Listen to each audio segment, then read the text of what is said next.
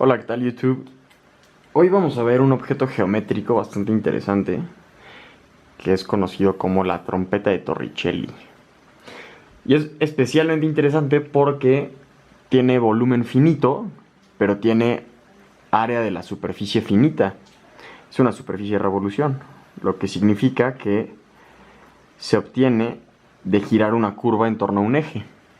En este caso, el que vamos a ver que es la trompeta de Torricelli, se obtiene girando la función 1 entre x con respecto al eje x, ¿sí? Entonces, imagínense que giramos esto y lo que obtenemos va a ser pues, una cosa como de este estilo, ¿no?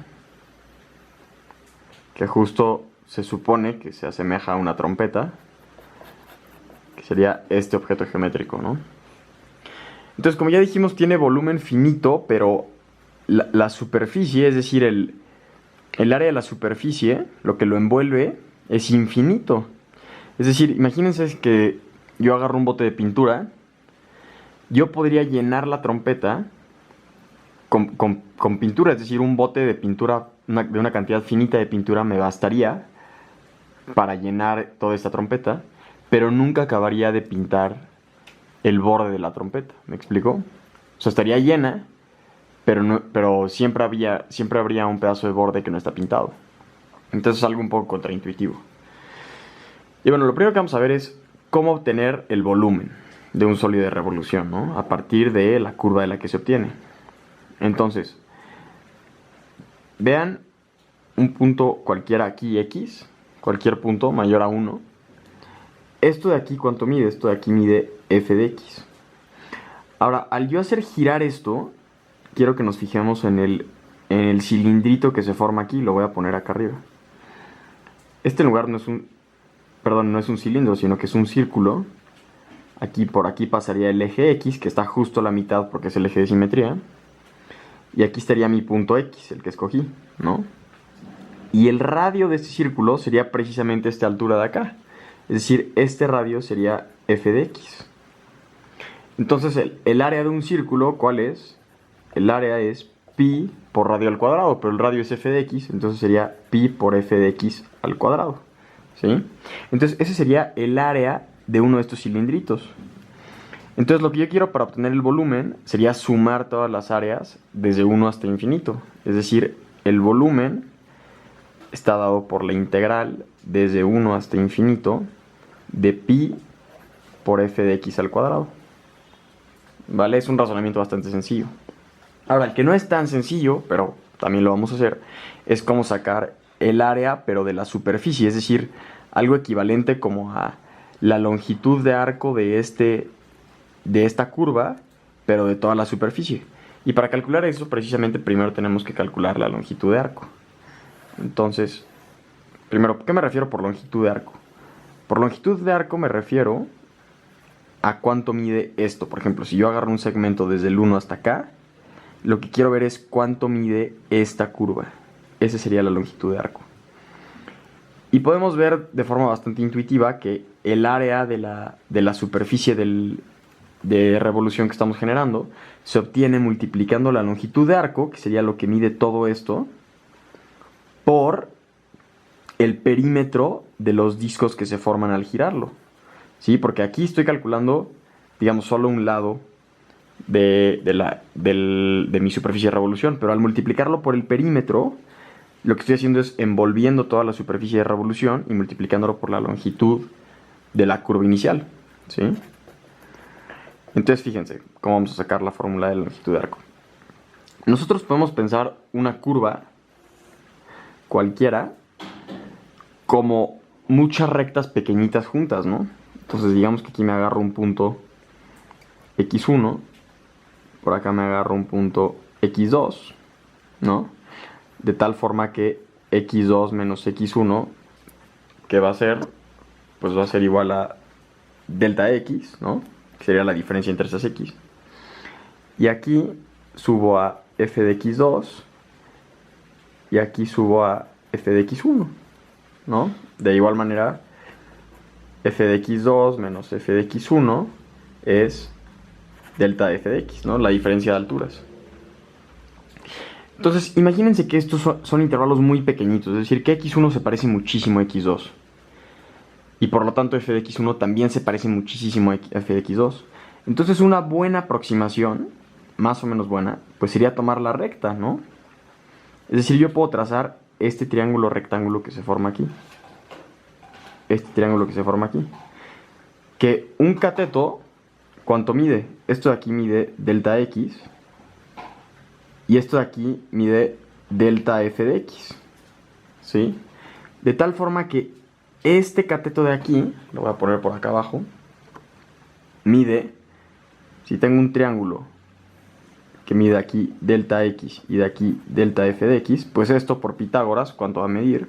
Esto mide la raíz de delta x al cuadrado más delta f de x al cuadrado. ¿Sí? Y ahora fíjense, yo aquí puedo factorizar, más bien puedo dividir todo entre delta x al cuadrado. ¿Sí? Entonces si divido todo entre delta x al cuadrado, ¿qué me queda? Me queda 1 más delta f de x al cuadrado entre delta x al cuadrado. ¿Sí? Eso sería lo que me diría la longitud de arco de una curva si delta x y delta f de x son muy pequeños, ¿no? Es decir, nos estamos aproximando con rectitas. Imagínense que en esta curva lo que estoy haciendo es agarrando dos puntos súper pegaditos y aquí tomando esta recta inclinada. Se parece muchísimo a la curva. Ahora, si yo tomo el límite cuando x2 tiende a x1, que es lo mismo que decir el límite cuando delta x tiende a 0, que cuando delta x tiende a 0, delta f de x también tiende a 0, esto de aquí se convierte en 1 más, ¿se fijan? ¿Qué es delta f de x entre delta x? El límite cuando delta x tiende a 0, esto precisamente es una derivada. ¿Sí? Entonces esto es lo mismo que decir 1 más f' de x al cuadrado. ¿Sí? Y justo lo que nos interesa es el límite cuando delta x tiende a 0. Entonces esta va a ser la fórmula de la longitud de arco. Ahora bien, para sacar ahora la fórmula del área de la superficie de revolución que se obtiene al girar sobre la curva, ¿qué es lo que vamos a tener? Vamos a tener la longitud de arco, que va a ser lo que mide esto, por todo el perímetro de cada uno de los círculos, ¿no? Por la suma de cada uno del perímetro de cada uno de estos círculos. Entonces va a ser la integral de 1 a infinito de ¿cuánto mide el perímetro de un círculo? Ahora podemos dibujar nuestro circulito aquí otra vez. Como ya vimos, su radio es f de x. Entonces su perímetro sería pi por 2 radio, o sea, pi por 2 f de x. Entonces la fórmula para el área de la superficie va a estar dada por la integral de 1 a infinito, es decir, la suma de todos los perímetros multiplicados por la longitud de arco de pi por 2 f de x por la raíz de 1 más f' de x por la diferencial de x. ¿Vale? Entonces, estas dos van a ser las fórmulas, esta de aquí y esta de acá, van a ser las fórmulas con las cuales vamos a sacar las propiedades de la trompeta de Torricelli, ¿vale? Entonces primero vamos a sacar el volumen, porque creo que es el más bonito y el más interesante.